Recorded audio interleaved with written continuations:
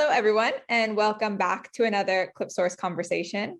I am so happy today to be interviewing one of our very own, Erik Hoffman. He is the Chief Technology Officer here at Clipsource and has a super interesting career working in the broadcasting and video streaming industry, which I am so excited to dive into today. So welcome to the podcast, Erik. Thank you. Great to be here. Both at Clipsource and at the podcast. I know. And before we get going, I have to ask, what series are you watching right now? Bad Sisters at Apple TV Plus. Okay. Yeah, that's a What's great that about? It's a family where a few of the sisters see the last sister to have a terrible relationship with her husband, and then they act on that. Okay. So to try to release the last sister from her husband in some way. Oh, yeah. I don't know how much to tell you, but it's yeah, I know. No giveaways. It's a treat. If you haven't watched it, it's a treat. Awesome. Thanks. Always love the recommendations. Yeah. Get lost in it all. But yeah, like I said, I've been so stoked to talk to you because I think you have such a cool history working in the tech side of broadcasting and streaming. And especially I think that's fascinating since, you know, everything that people are talking about now is how much content's being produced and the different platforms and ways of monetizing it. And I think it's cool because you've literally worked on doing that and know how the technology side of it works. So I can't wait to get into the specifics of that. But I also know that you were voted as one of the top developers in Sweden, which I think is incredible. And I really just want to start out by hearing how you got to this point in your career and got into the media industry in general. Yeah, I'm kind of always loved the media industry. I was thinking about it this morning that I don't know if I was extremely lonely as a child, but I always been loving to consume media and to try to understand how things are created and how the industry works, and I don't really know why. But already on a high school level, we actually created quite a lot of 3D movies and animation. So I got my hands into it as well quite early. And later on, moving to the university, I actually chose to go the media program, where we dived into to the technical stuff of the industry, as well as been a part of live streaming ourselves and broadcasting from sports and so forth. So my interest started quite early. Then I moved on to become a developer, like everyone else in Stockholm in my generation. But I've never been that techie guy that just wants to put on headphones and sit by myself doing the code of the applications. I want to understand the business side of it and the relationship, how the things I do in the backend can be beneficial for the product and for the end user, and connect all these dots. So I quite soon moved on to be a solution architect and software architect, and moved closer towards the product department and sales department, but still on the tech side. I moved on to TV4, Sweden's biggest commercial broadcaster, back in beginning of 2016, I think, maybe end of 2015. So and become a solution architect for a video platform over there, which was quite nice, since moving from all these smaller companies to big household brand is it's always cool. quite exciting when you're young and try to climb all the ladders and all of that.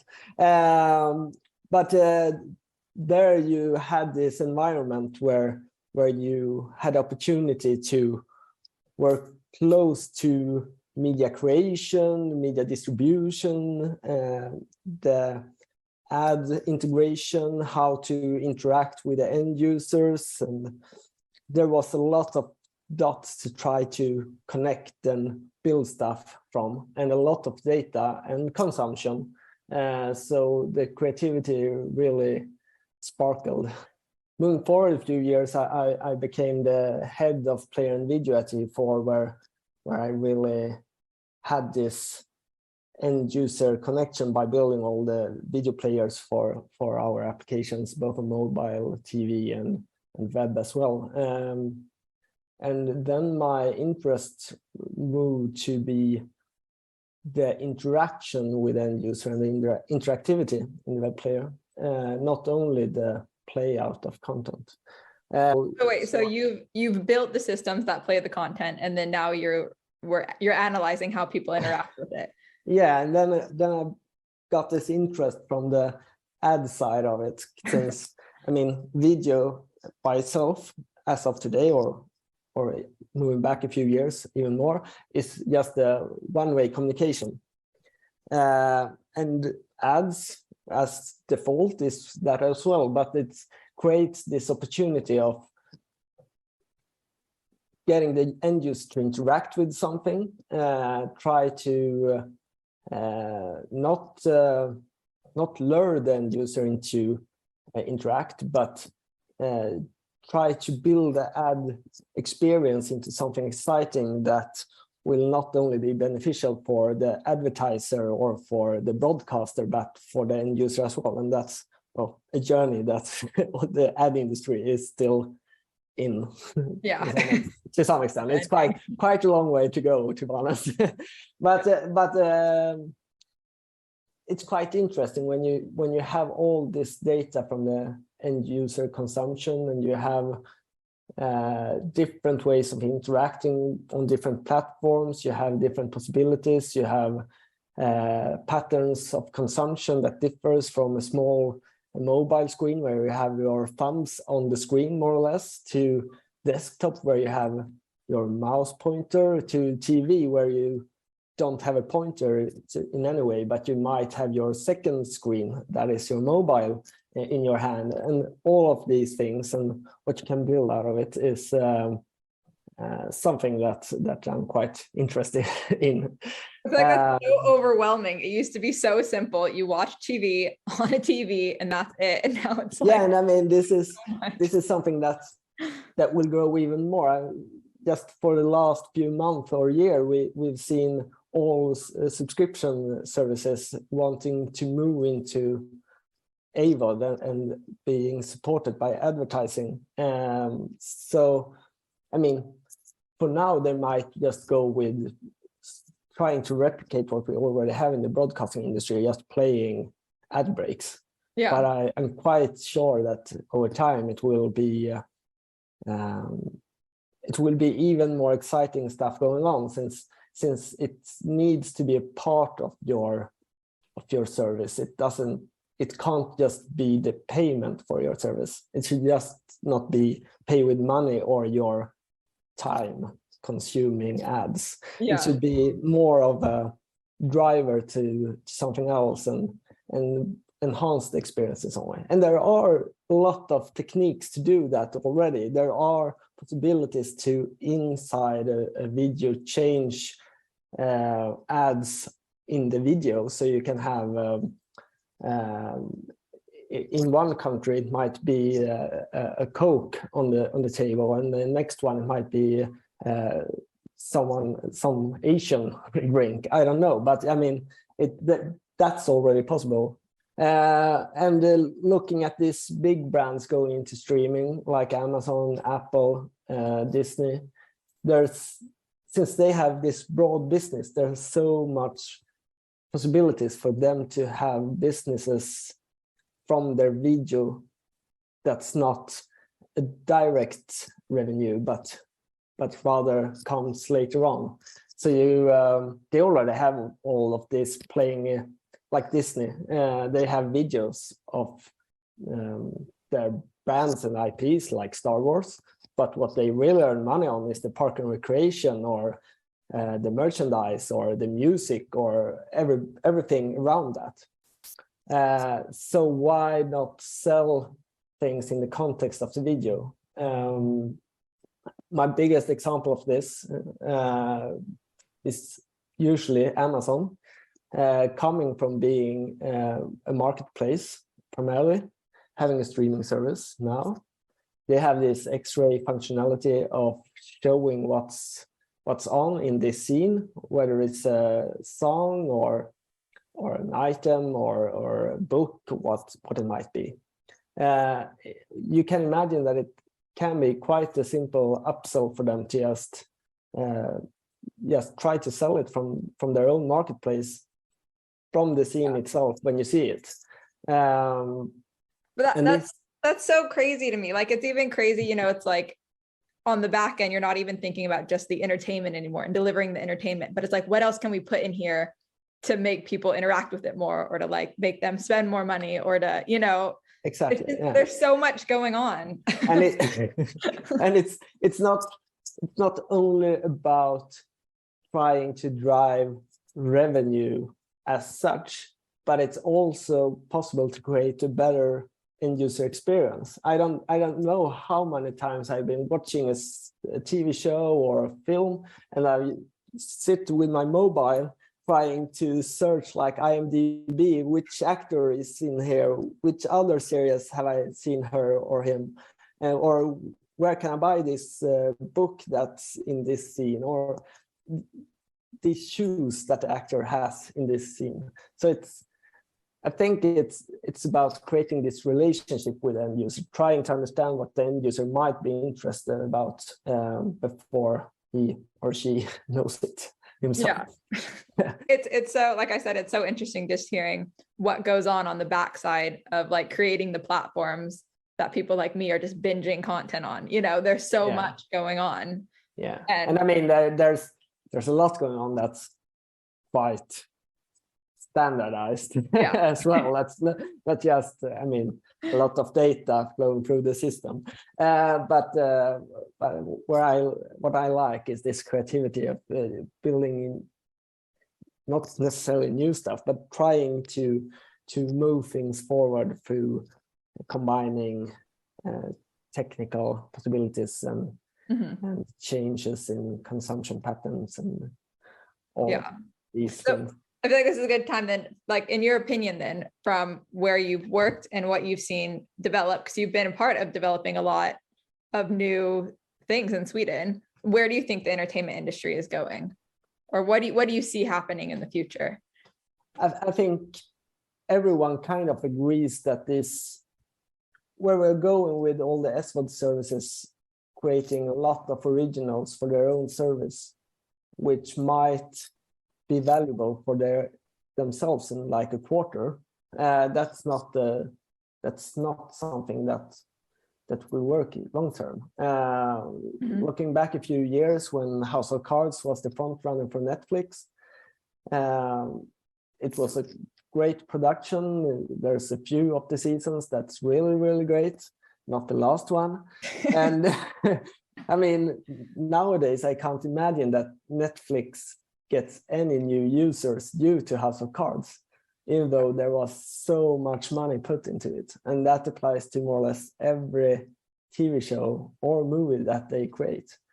It's the monetization window for new content is so short.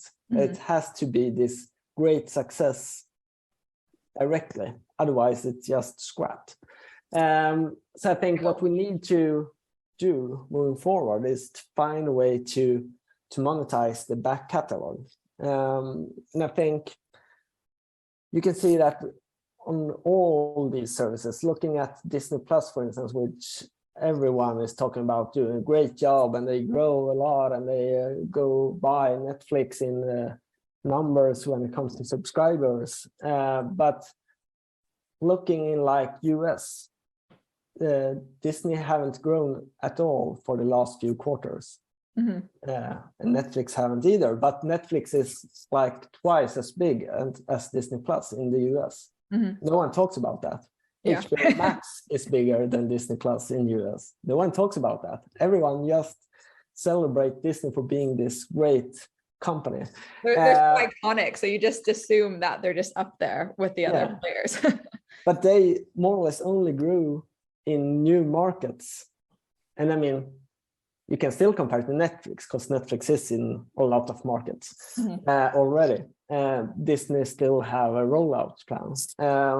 So I mean, Disney is good. They have a lot of subscribers and they still grow a lot. But if you look at these markets when the growth has stopped, it's obviously a problem for them that they have this amazing back catalog. Everyone knows quite a few Disney movies that they love, and probably like a few of these series on Disney Plus as well. Like they have the ABC catalog, and they have all Star Wars, Marvel series for that instance. But I can't even mention a TV show from Disney Plus that's not the Star Wars that have been produced as a Disney Plus original. Yeah. And that's, I think over time that will become a problem.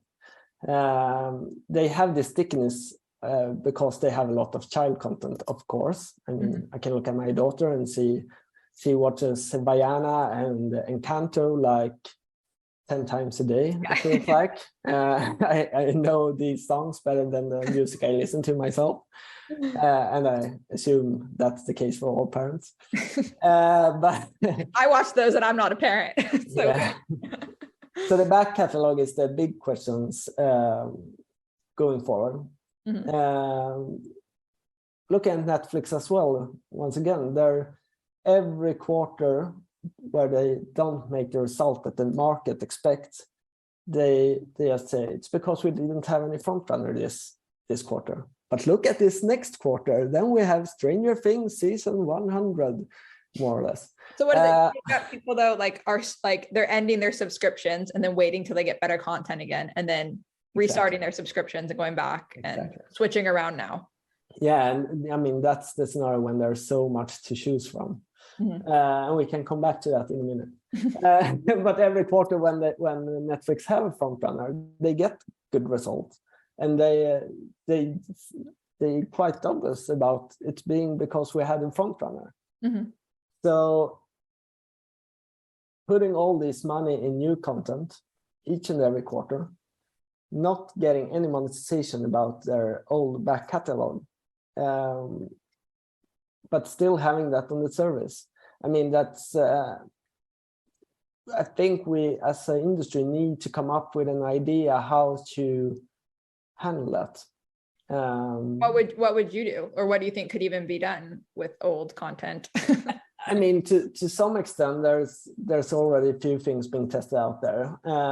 Looking at, and I don't know if this specifically is for that purpose, but looking at Amazon, they have this more of a low-end service in what was named IMDb TV, but now is free TV, which is like they rather have older movies and such on that service, and it's a cheaper AVOD service that's more of like a back catalog of things that you can have subscribe to without having to pay a lot, and that will attract some people. Then you have the fast technique or fast thing going on, free advertised supported TV, which is kind of an application of linear TV in the streaming world. Yeah. So it's hybrid. It's not really something new. It can be any channel out there, and it doesn't really have to be ads at all either. It can be just streaming out content. In my world, this is right now, it's like the biggest thing in the US. And I think that's because US is the end users in USA is used to have these cable subscriptions with thousands of channels, where in Europe, I mean, in Sweden, most most aggregators have had like 10 channels in the cable industry. Yeah. So very different. yeah, you're not interested in just zapping around 1,000 channels. So I think it's kind of hard to reach all segments, all markets there. But as a streaming service, I think it might be like the hybrid between AVOD and SVOD, that you can have this laid back linear experience playing out your older content to be more of a promotional channel for your streaming service. So you can monetize on that content for having ads on this channel or trailers for newer content, for instance. But it will be, you will get the reach of being on all these platforms, having free channels. So end users can consume some of your content without subscribing to you as a service.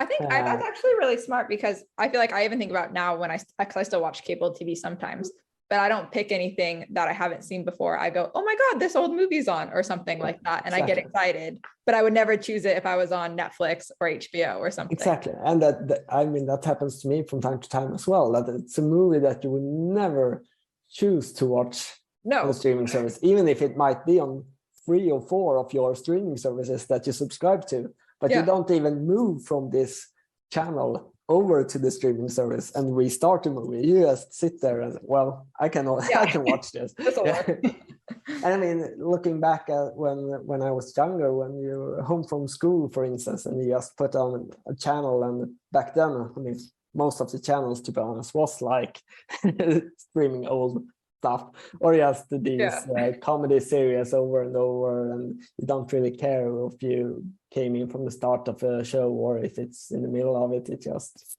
you just wanted to have something put on. Yeah, exactly. So I have one more question. I'm just thinking too, I mean, if you are trying to get your catalog, like you said, like on a FAST channel or something like that, so you have different ways of using it, would that mean that, like, you would think this is just a scenario, but like in this case, like Netflix would get their own FAST channel as well as have their streaming service. So then if you got like a subscription, you get access to both. So when they don't have originals, you jump over to the...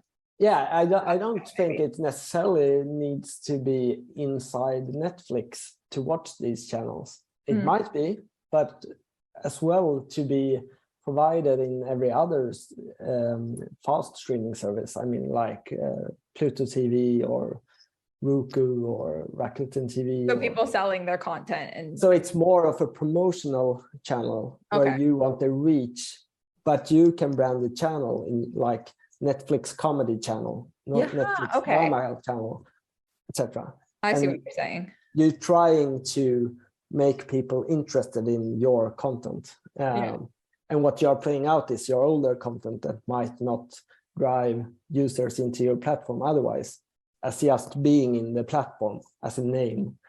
So this is what you do, strategic. You think about what should be happening. Yeah, I think so. At least we need to find a way to monetize these older content. Okay, I mean, well, I feel like we covered a lot. Is there anything else you wanted to discuss, or do you feel like we got it? I think we got it in some way. Well, thanks again. I mean, it was so interesting just learning about your background and hearing about how everything works, you know, on the back end of these streaming services and in the broadcast industry. I mean, for me, it was like a real eye opener because I just consume on the front end. So I think hearing about, especially like how like dynamic ads and everything is coming into play is like really fascinating. So thanks. Oh, and also just where the industry is going. I think you touched on some really good stuff with how they're going to fun industry. Yeah, it's a fun industry. We could talk for hours, I feel like. So I mean, I hope that you come on and do this again with me, because I feel like we've only just scratched the surface. Yeah, I would love to. Okay, well, thank you.